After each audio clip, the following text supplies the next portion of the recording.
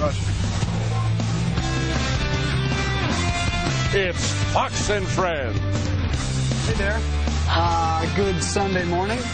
I want to say happy birthday to my now 2-year-old son, William. It's a big day at the Briggs household. Can we have him call in?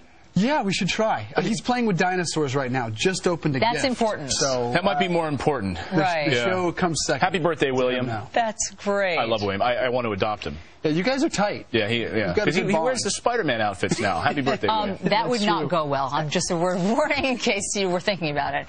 In the meantime, we do have to tell you about our top story this morning because the Beltway is abuzz with this new book. A big apology to the president from the Senate Majority Leader, Harry Reid, after comments that Reid made during the 2008 presidential race, and they were revealed in this new book that is, again, rocking the Beltway. Yeah, it comes out on Tuesday, too. It's already number 6 on Amazon's bestseller list. Fox's Melanie Wilkes joins us from D.C. with the very latest on this developing story. Hey, Melanie.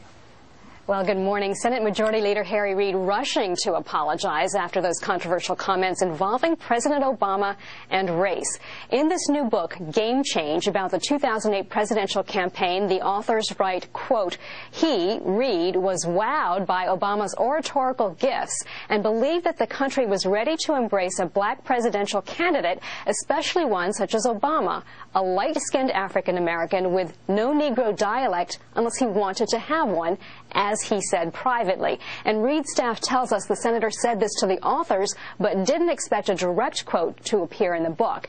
After that excerpt came out yesterday, the majority leader worked the phones, apologizing to African-American leaders, fellow Senate Democrats, and the president himself. He also issued a statement noting that he supported Mr. Obama for president and saying, quote, I deeply regret using such a poor choice of words. I sincerely apologize for offending any and all Americans, especially African Americans, for my improper comments.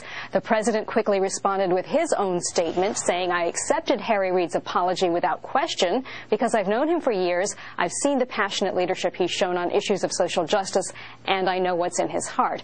The Reverend Al Sharpton called the remarks unfortunate, but noted that Reid has a record of supporting civil rights, a record of leadership in that area. Reid's staff says that the senator expects to stay on as majority leader, but he is in a tough battle to hold his seat in Nevada this fall. He didn't need this controversy.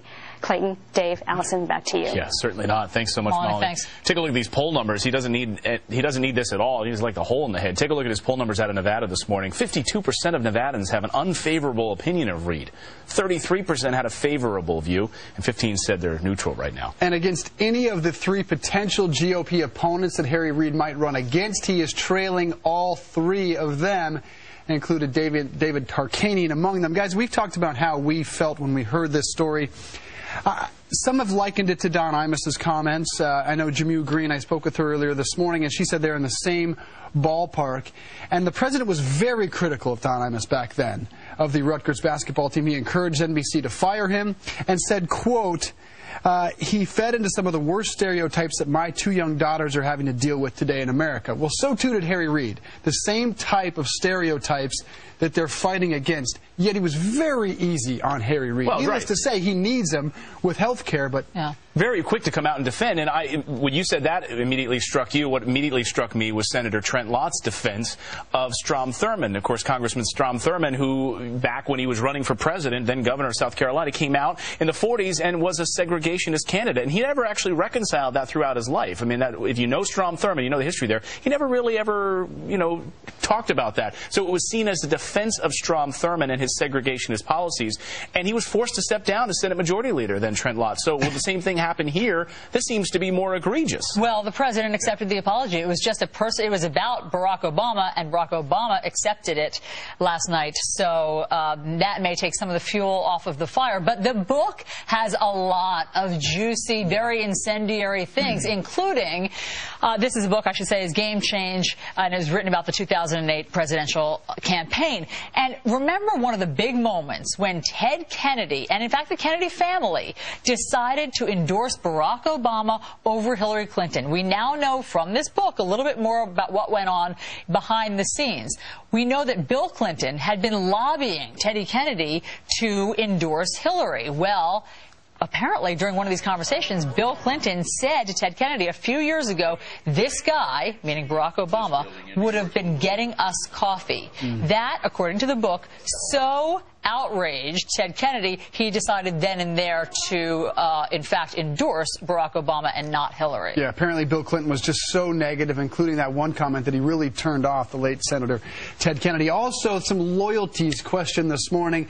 New York Senator Chuck Schumer, or as the New York Post is calling him this morning, Chuck Schemer. I think we have a graphic made of that, but apparently Chuck Schumer, though he publicly was very supportive of Hillary Clinton, privately was supporting Barack Obama and wanted him to run, encouraged him to run against Hillary Clinton, though he told the president or the candidate then that he couldn't publicly support him. He had to do this in private because as a senator from New York, he had to come out as, I am very for Hillary. But he really thought that Barack Obama would electrify the Democratic Party, which is what, of course, ended up happening, and that Hillary Clinton couldn't do that. So behind the scenes, he was doing sneaky things. You know, there's so many facts in this book that we haven't talked about. But one of the things that was interesting was that there, back and forth between Hillary Clinton, it was much more contentious between then candidate Barack Obama and Hillary Clinton than we'd ever heard reported. And this back and forth sort of infighting, in fact, so much so that strategist Mark Penn for Hillary Clinton boasted early on about how many times going on a news program he could just drop the word cocaine,